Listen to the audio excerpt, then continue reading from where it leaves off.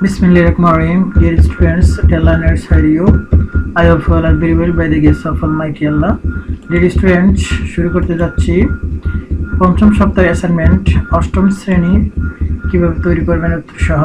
Dear students, dear learners, কিভাবে cover page সাজাবেন, কিভাবে প্রশ্ন উত্তর দিবেন, কিভাবে প্রশ্ন উত্তর লিখবেন, সবকিছু আমি আমার চ্যানেলে দেখিয়ে থাকি। তাই আমার চ্যানেল সাবস্ক্রাইব করুন এবং চ্যানেলের সাথে থাকুন। Dear students, dear learners, এখন বাংলা ও কর্মজীবনমুখী শিক্ষা এই দুটি সাবজেক্টের অ্যাসাইনমেন্ট তৈরি করব ক্লাস 8 এবং অষ্টম শ্রেণী। Dear students, আমরা অষ্টম শ্রেণীর বাংলা সাবজেক্টের যে অ্যাসাইনমেন্টটি এসেছে সেটি হচ্ছে একটি প্রবন্ধ রচনা লেখার জন্য।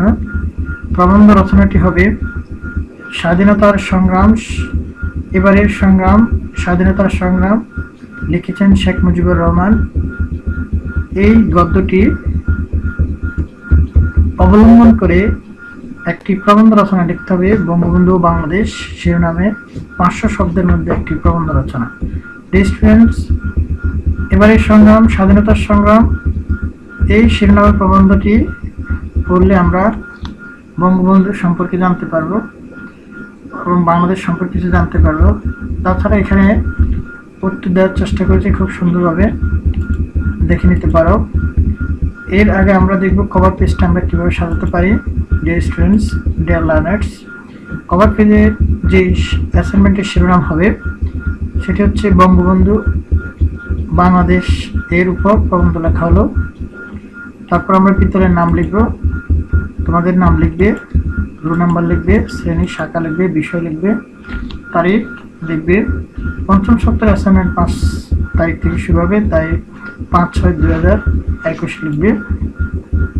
মন্তব্য কলামটি তারপরে লিখলে ভালো, না লিখলে সমস্যা নেই। Dear students, তারপর আমরা চলে যাচ্ছি এখন উত্তরে।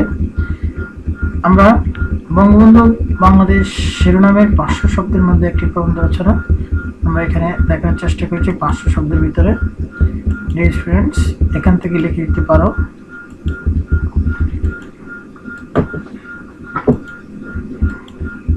Dear students, এখন দেখাবো কর্মজীবনমুখী শিক্ষা সাবজেক্টের অ্যাসাইনমেন্ট কিভাবে তৈরি করবেন উত্তর সহ। এখানে প্রশ্ন এসেছে বিদ্যালয়ে পাঠাগারে শিক্ষার্থীরা পড়ালেখা করছে, তারপরে শিক্ষার্থীরা শ্রেণীকক্ষ পরিষ্কার করছে, শ্রেণীতে শিক্ষক পাঠদান করছে, শিক্ষক বই বিতরণ করছে। এই 4টি চিত্র অঙ্কন করে কোনটি কায়িক শ্রম ও কোনটি মেধাশ্রম এবং কেন। স্টুডেন্ট, এখানে 4টি চিত্র তোমরা অঙ্কন করবে।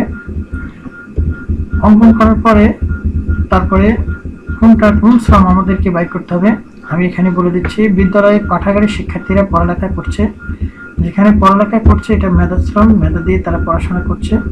শিক্ষার্থীরা শ্রেণীকক্ষ পরিষ্কার করছে, এটা হচ্ছে কায়িক শ্রম, কারণ শ্রেণীকক্ষ পরিষ্কার করতে আমাদের হাত পা এগুলো ব্যবহার করতে হয়, আমাদের পরিশ্রম হয়, এজন্য এটা কায়িক শ্রম।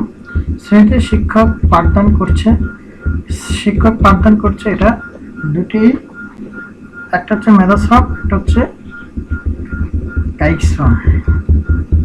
রেস্টুরেন্ট, তারপর শিক্ষক বই বিতরণ করছে, এটা হচ্ছে আমাদের কায়িক শ্রম, কারণ বই বিতরণের সময় আমাদের পরিশ্রম হয়, এই জন্য এটা কায়িক শ্রম। তাছাড়া আমরা অ্যাসাইনমেন্টের শিরোনাম কীভাবে সাজাবো এখন দেখাবো।